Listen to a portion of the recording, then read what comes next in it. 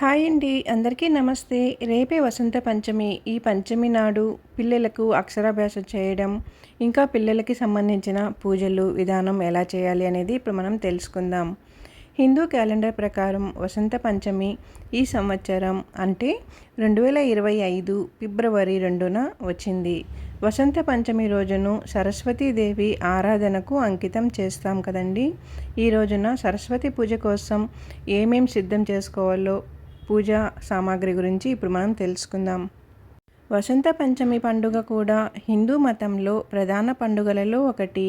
ఈ రోజును వసంత ఋతువు రాకగా జరుపుకుంటారు. హిందూ క్యాలెండర్లో ప్రకారం ప్రతి సంవత్సరం మాఘమాసంలోని శుక్లపక్షంలో 5వ రోజున వసంత పంచమిని జరుపుకుంటాము. పురాణాల ప్రకారం ఈ రోజున సరస్వతీదేవి దర్శనమిస్తుంది. అందుకే వసంత పంచమి రోజున సరస్వతీదేవిని పూజిస్తాము. ఇలా సరస్వతీ మాతను పూజించటం వలన వృత్తిలో ఎదురయ్యే అడ్డంకులను తొలగించి జ్ఞానం, మధురమైన వాక్కును ప్రసాదిస్తుందని నమ్ముతాము. వసంత పంచమి పర్వదినాన శారదామాతను ప్రసన్నం చేసుకోవాలంటే పూజలో కొన్ని విషయాలైతే తెలుసుకుందాం. వసంత పంచమి నాడు సరస్వతి పూజ కోసం కావలసిన సామాగ్రిని తెలుసుకుందాం. వసంత పంచమి 2025 ఎప్పుడు వస్తుంది? రిక్ పంచాంగం ప్రకారం మాఘమాసంలోని శుక్లపక్షంలోని పంచమి తిథి ఫిబ్రవరి 2 ఉదయం 9:14 ప్రారంభమై మరుసటి రోజు ఫిబ్రవరి 3 ఉదయం 6:52 వరకు ముగుస్తుంది. అటువంటి పరిస్థితుల్లో వసంత పంచమి 2 ఫిబ్రవరి 2025న జరుపుకుంటాము. ఇకపోతే సరస్వతి పూజ కోసం శుభ సమయం వచ్చి వసంత పంచమి రోజున సరస్వతి పూజ శుభ సమయం ఉదయం 7:09 నుండి మధ్యాహ్నం 12:35 వరకు ఉంటుంది. అక్షరాభ్యాసం చేసే విధానం గురించి కూడా ఇప్పుడు మనం తెలుసుకుందాం. అక్షరాభ్యాసం చేయించే బాబు లేదా పాపకి తలస్నానం చేయించి కొత్త బట్టలు వేసి పూజా మందిరంలో ఉన్న దేవతామూర్తులకు నమస్కారం చేయించాలి. ఆ తర్వాత వినాయకుడి పూజ, సరస్వతి పూజ కూడా చేయించాలి. తర్వాత ఒక పళ్ళెంలో బియ్యం పోసి 3 భాగాల కింద విభజించి 2 గీతలు గీయించి పై భాగంలో ఓం అని, 2వ గడిలో నమశివాయ అని, 3వ భాగంలో సిద్ధం నమం అని 3 పర్యాయములు పురోహితునితో బాబు చేత చేయి పట్టించి రాయిస్తారు. ఆ తర్వాత వినాయకుడు, సరస్వతి శ్లోకాలన్నీ పఠించాలి. ఇంట్లో ఉన్న పెద్దల చేత బాబుని ఒళ్ళో కూర్చోబెట్టుకుని పలక మీద ఓం నమశివాయ అని ముందు రాయించి తర్వాత అక్షరాలు రాసి దిద్దించాలి.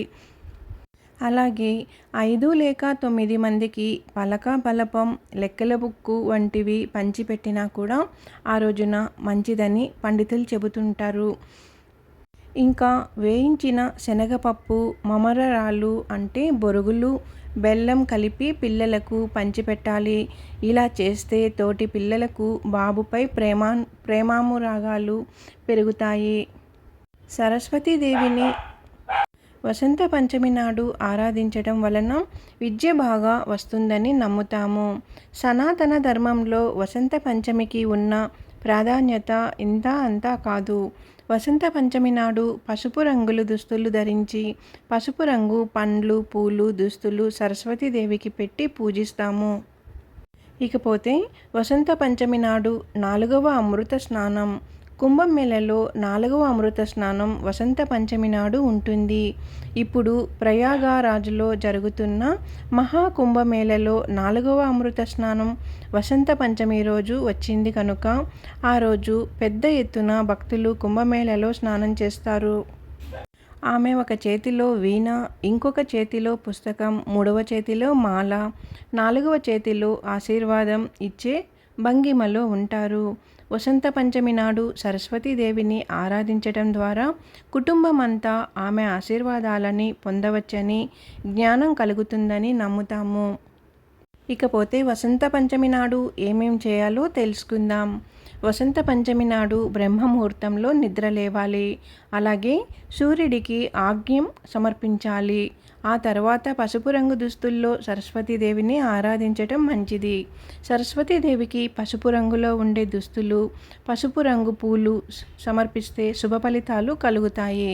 పుస్తకాలను, పెన్నులని సరస్వతీదేవి ముందు పెట్టి పూజ చేస్తే కూడా మంచి ఫలితం లభిస్తుంది.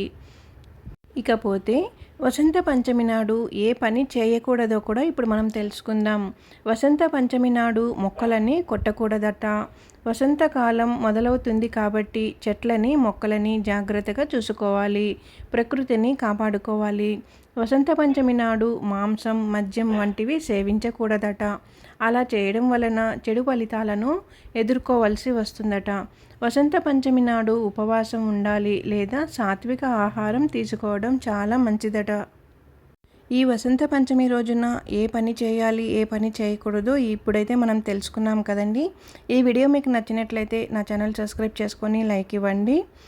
నాకు తెలియకపోయినా కూడా తెలుసుకొని మరి నలుగురికి షేర్ చేస్తూ ఉంటాను. పిల్లలకైతే ఈ వసంత పంచమి రోజున సరస్వతి పూజ చేయించామంటే చాలా మంచి జరుగుతుంది. వాళ్ళకి మంచిగా విద్య అనేది అబ్బుతుంది. కొంచెం పెద్ద పిల్లలైతే కానీ వాళ్ళ దగ్గర సరస్వతి స్తోత్రం అనేది చదివించినా కూడా చాలా మంచిదండి. పిల్లలు మంచిగా అయితే ఎదుగుతారు. వీడియో కానీ నచ్చినట్లయితే ఛానల్ సబ్స్క్రైబ్ చేసుకొని లైక్ ఇవ్వండి. ఓం సరస్వతీ దేవ్యాయ నమః. ఓం సరస్వతీ దేవ్యాయ నమః. ఓం సరస్వతీ దేవాయ నమః.